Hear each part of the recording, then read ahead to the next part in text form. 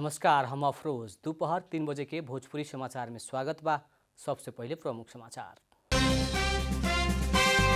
प्रधानमंत्री शेर बहादुर देउवा सहित सत्तारूढ़ दल के 3 नेता बीच भेंटवार्ता, मंत्रिपरिषद विस्तार लगायत के विषय में छलफल। बुटवल के ज्योतिनगर क्षेत्र में पहिरो अविरल वर्षा बाद आयल पानी से दर्जन से ज्यादा घर में क्षति। पश्चिम तराई जिला में बसोबास करे वाला मधेसी हिंदू महिला सब 3 छठी पर्व मना रहल। संतान के दीर्घायु के कामना करत कुश के पूजा करे के चलन। अफगानिस्तान के काबुल विमानस्थल में फेरू आतंककारी आक्रमण के संभावना, तालिबान द्वारा अफगान नागरिक के विमानस्थल में ना जाए रोक। इंग्लिश प्रीमियर लीग फुटबॉल के साबिक विजेता मैनचेस्टर सिटी के जीत।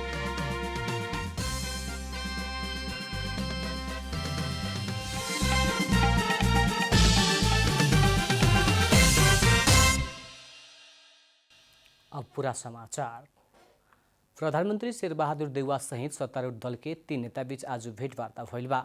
सरकार गठन के 1.5 महीना बीत चुकला पर भी मंत्री परिषद विस्तार करे ना सकला के कारण प्रधानमंत्री देउवा इतवार के सवेरे बालुवाटार में सत्ता साझेदार नेकपा माओवादी केन्द्र के अध्यक्ष पुष्पकमल दाहाल और नेकपा एकीकृत समाजवादी के अध्यक्ष माधव कुमार नेपाल से छलफल कैनी है।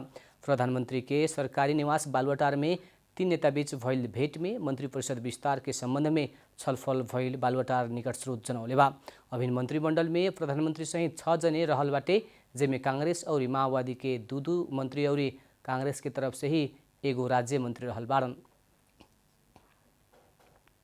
भारी बरखा के बाद आइल पहिरो के कारण बुटवल के ज्योतिनगर क्षेत्र जोखिम में पड़ल बा। आज सवेरे से पहिरो गिरे लगला के बाद दर्जन से ज्यादा घर में क्षति पुगल बाटे। पहिरो से 3 गो घर तोपाइल बाटे त बाकी घर में भी बैठे के ना होके कह के क्षति भइल स्थानीय बासिंदा के कहना बा। बीतल सुख के बस्ती ऊपर के वन क्षेत्र में पहिरो गइला बाद सतर्क अवस्था में रहे खातिर मानवीय क्षति होखे ना देव के कहल गइल बाटे। पहिरो से गोलपार्क से लक्ष्मीनगर जोड़े वाला सड़क दहवैले बाटे त बिजली के पोल भी ढलल बाटे। पश्चिम तराई के कपिलवस्तु, रूपन्देही, नवलपरासी, दाङ लगायत के जिला में बसोबास करे वाला मधेसी हिंदू महिला सब आज 3 छठी पर्व मना रहल बा। कोरोना महामारी के बीच नजदीक में रहल नदी, ताल, तलैया में सवेरे स्नान करके वन जंगल में जाके संतान के दीर्घायु के कामना करत कुश के पूजा करत 3 छठी में माने के चलन बाटे। महिला सब धार्मिक स्थल तथा भगवान विष्णु के प्रतीक के रूप में पीपल के बोट में जाके जल चढ़ा के समेत पर्व मनावेला।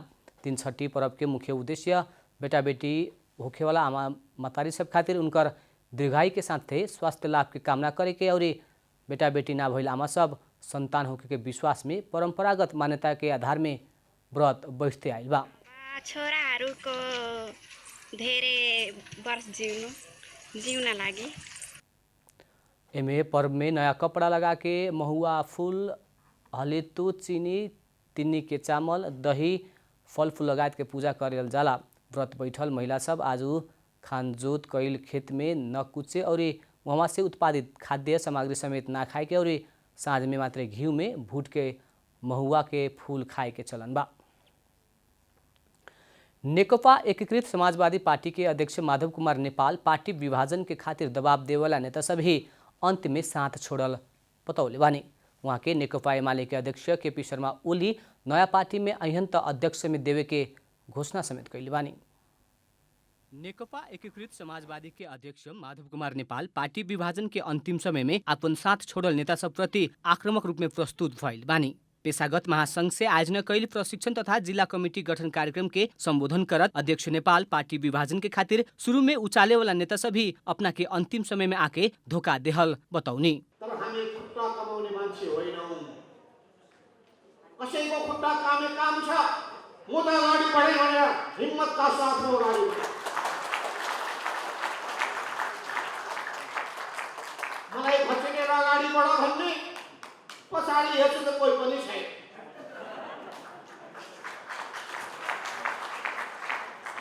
अनि म कसैको सहारा लिएर हिँड्ने हो, केही आजै फोडौँ भोलि नै फोडौँ भन्ने मान्छेहरूको आज गोली फेरिएको देख्दा अचम्म लागेको छ। नयाँ पार्टी में युवा पुस्ता के अगाडि बढ़ावे के बतावत अध्यक्ष नेपाल एक कार्यकाल से ज्यादा अध्यक्ष न रहे के दावी समेत कैनी।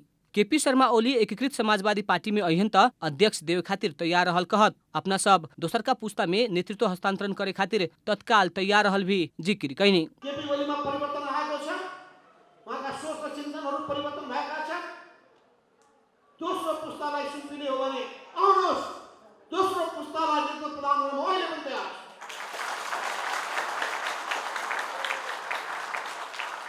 आउनुहोस्, नेपाल कम्युनिस्ट पार्टी एकीकृत समाजवादीको अध्यक्ष बन्नुहोस्।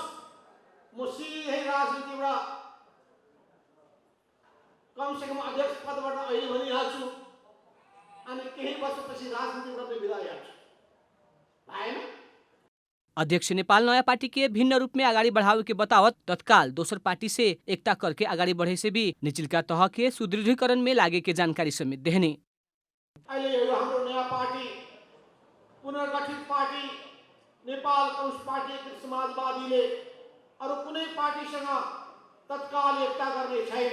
भरमा कोही नपरोस् कि अब यो पार्टी माओवादीमा गएर मिल्छ कि भनेर भ्रम नराखे हुन्छ।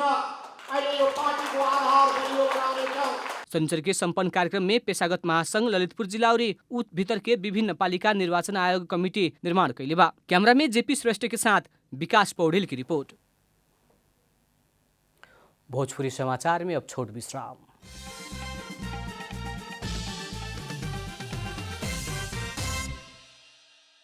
भोजपुरी समाचार में अब बाकी समाचार।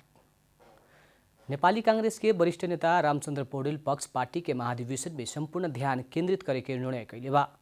कालू सवेरे चाक्सीबारी स्थित नेता प्रकाशमान सिंह के निवास में बैठल पौडेल पक्ष के नेता सबके बैठक से पार्टी के महाधिवेशन तोकल मिति में ही पूरा करे वाला हिसाब से केंद्रित होके लागे खातिर निर्णय कैलक ह। महाधिवेशन में एकजुट होके लागे खातिर पूरा पार्टी पंक्ति के औपचारिक कार्यक्रम करके आह्वान करे के निर्णय भी कैल नेता सिंह जानकारी देने। पार्टी सभापति शेरबहादुर देउवासँगै वरिष्ठ नेता पौडेल सुख के कैल भेट बाद पौडेल पक्ष महाधिवेशन के वातावरण बनल निष्कर्ष निकालत ओकरा खातिर पूरा पार्टी पंक्ति के एकजुट होके आगे बढ़े खातिर आह्वान करे के निष्कर्ष में पुगल ह।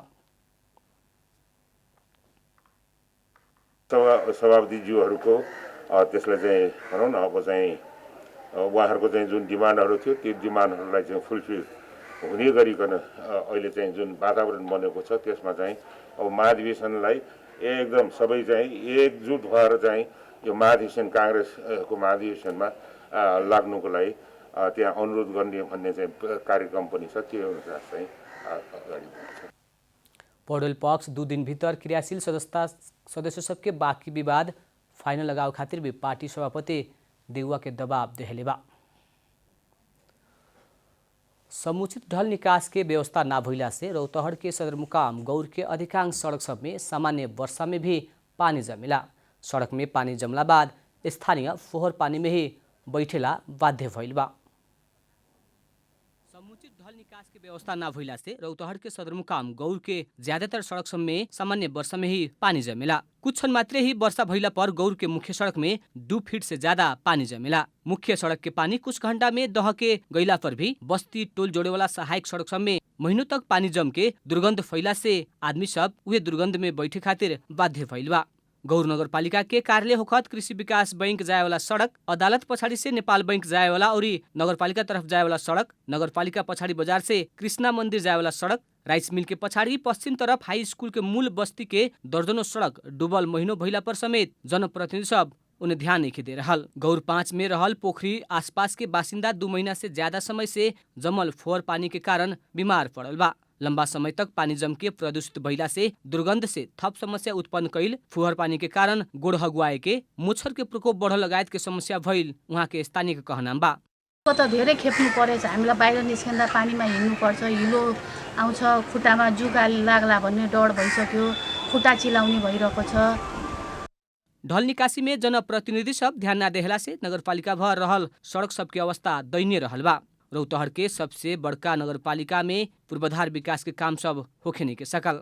जनप्रतिनिधि निर्वाचित भइल 4 बरस बीत चुकला पर भी सघन सड़क सब बनल रास्ता सब बाहेक गौर के अन्य देखे वाला विकास कहूँ केनहू ना भइल स्थानीय सबके शिकायत बा। रौतहट से प्रेम यादव की रिपोर्ट।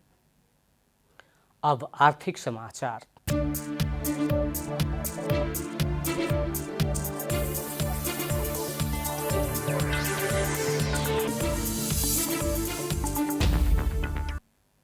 हप्ता के पहिलका दिन आज नेपाली बजार में सोना के दाम स्थिर रहल बा। नेपाल सुनचाँदी व्यवसायी महासंघ के मुताबिक इतवार के सोना के दाम स्थिर बनल है। महासंघ के मुताबिक इतवार के छापावाला सोना के दाम तोला के 91,600 रुपया तोकल गई बा। वैसे ही तेजाबी सोना 91,100 रुपया और चांदी के दाम तोला के 1,210 कायम कल गई बा। सुख के भी सोना के कारोबार उहे मूल्य में भइल रहे। इतवार के सोना के मूल्य स्थिर बनला बाद चांदी प्रति तोला 10 रुपया से बढ़ल है। भोजपुरी समाचार में अब छोट विश्राम।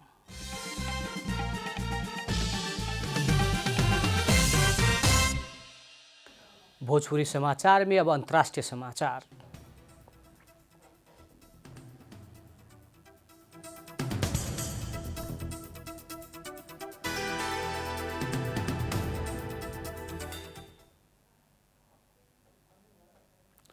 अफगानिस्तान के काबुल विमानस्थल में दोसर घातक आक्रमण के संभावना उच्च रहल चेतावनी अमेरिकी राष्ट्रपति जो बाइडेन देहले बानी। अपन सैन्य कमांडर सबके इतवार तकले में फेरू आक्रमण के संभावना रहल बतावत बाइडेन उल्लेख कैले बानी। तालिबान के कब्जा कैल अफगानिस्तान से अमेरिका अभी भी अपन नागरिक, कर्मचारी या सहयोगी सबके उद्धार कर रहल बा, लेकिन बेलायती सैनिक के अंतिम समूह कूटनीतिक तथा अधिकारी सब काबुल छोड़ ले चुकल बाटे। बीतल बीफे के काबुल स्थित हमाद कारजाई अंतर्राष्ट्रीय विमानस्थल में भइल आक्रमण में 13 अमेरिकी सैनिक सहित कम्ती में 170 जने के जान गई रहे। वो आक्रमण के जिम्मा इस्लामिक स्टेट IS के लेहल जनावल गई बा। जवाब में अमेरिका सुख के अबेर अफगानिस्तान के पूर्वी क्षेत्र में ड्रोन आक्रमण कैले रहे। अमेरिका काबुल विमानस्थल में अपन सैनिक फिर्ता पठाव के क्रम शुरू कैले बा। अभिन विमानस्थल में अमेरिकी सैनिक के संख्या 4000 गिरल बाटे। तालिबान विमानस्थल आसपास थप चेक जाँच कर रहल बा। उ सब अधिकांश अफगानी सबके विमानस्थल जाए ना देवे खातिर जनावल समाचार संस्था AP में उल्लेख कर गई बा। अब खेलकूद समाचार।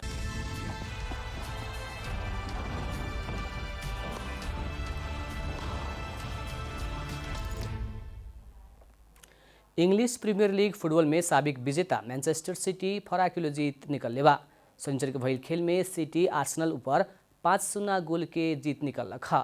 घरेलू मैदान इतिहाद स्टेडियम में सिटी के जीत दिलावे के खातिर फेरान टोरेस 2 गोल कैले रहलन। इस जीत संगे सिटी 3 खेल में 6 अंक जोड़ले बाटे। सिटी अंक तालिका के शीर्ष स्थान में समेत पहुंचल बाटे। सिटी के ही दोसर का जीत समेत हुए।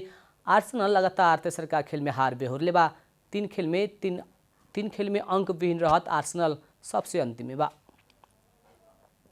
अंत में प्रमुख समाचार फिर एक बेर।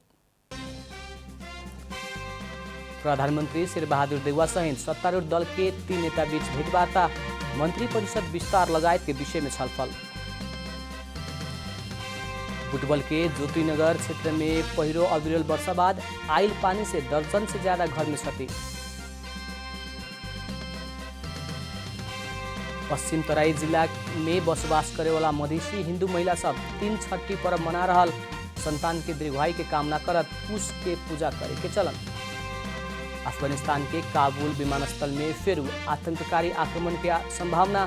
तालिबान द्वारा अफगान नागरिक के विमानस्थल में जायला रोक। इंग्लिश प्रीमियर लीग फुटबॉल में साबिक विजेता मैनचेस्टर सिटी की जीत।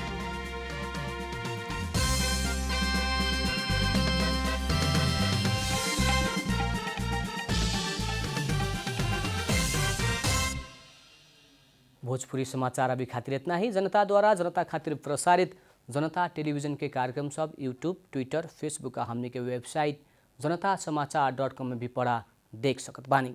सूचना में अपने के सहभागिता, समय में समाचार हमने के प्रतिबद्धता। प्रणाम।